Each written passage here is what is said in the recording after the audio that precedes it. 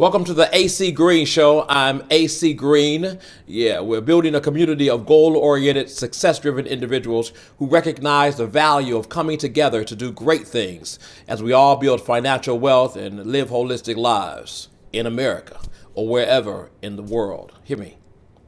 What we witnessed yesterday was the height of white supremacy and white privilege.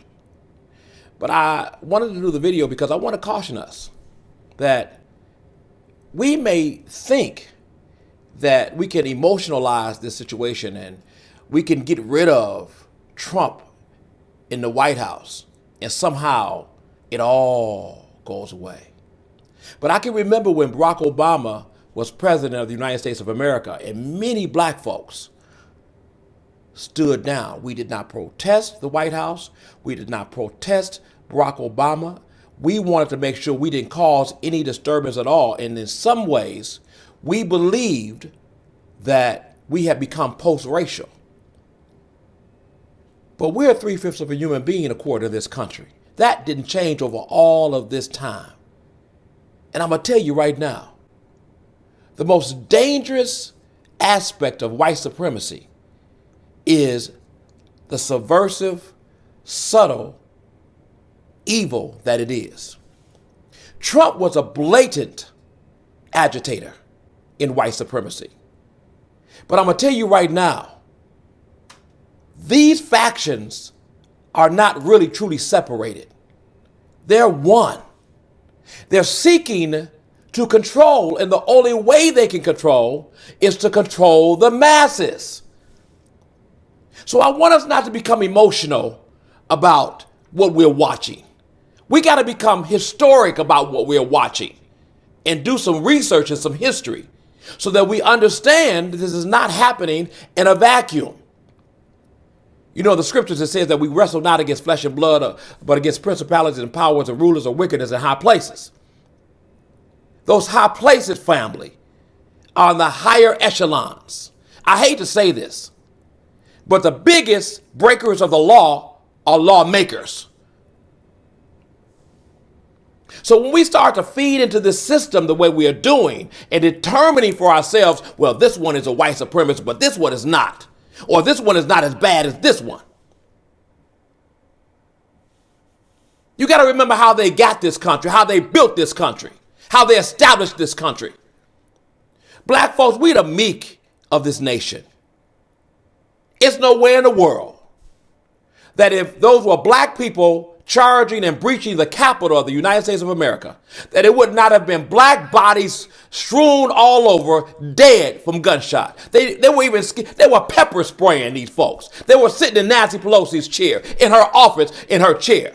You know why? You know why they have FBI numbers? Go call this one if you know who this was and why are they doing all that?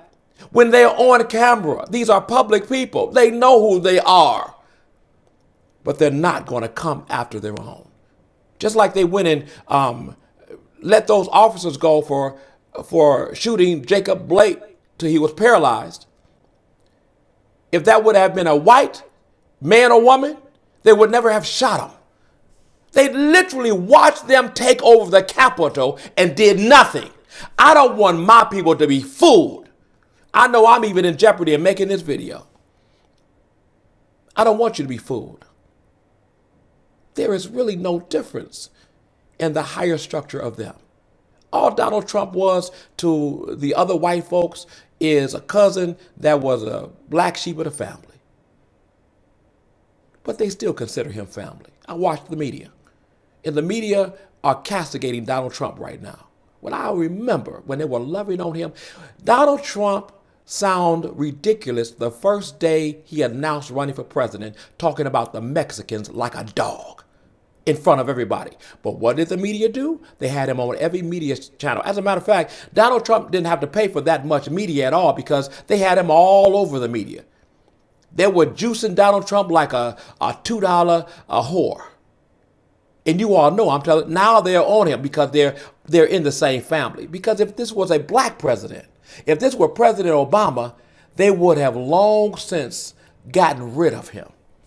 And you know I'm telling the truth. Don't be fooled by what you see, Ephesians 6 and 12.